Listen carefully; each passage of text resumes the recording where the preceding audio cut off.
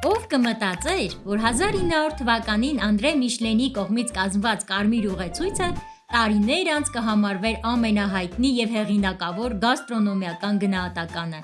Մինչև 1920 թվականն ուղեցույցն անվճար բաժանվել է և ներկայացրել է հյուրանոցներ, սննդի կետեր, անվադողերի վաճառքի և փոխանակման վայրեր։ 1926 թվականին ուղեցույցի վարման քաղաքականությունը կտրուկ փոխվել է, իսկ ռեստորանների կողքին բացի գնացուցակից հայտնվել են աստղեր, որոնք դարձան վարկանիշի նշաններ։ Միշլենյան առաջի աստղը նշանակում է իր տեսակի մեջ լավ ռեստորան։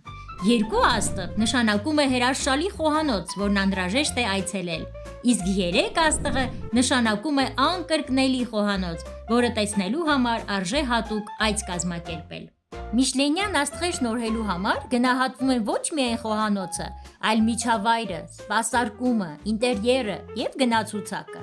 Ամենակարևորն իհարկե առաջարկվող կերակրատեսակներն են և շեֆ-խոհարարի աշխատանքը։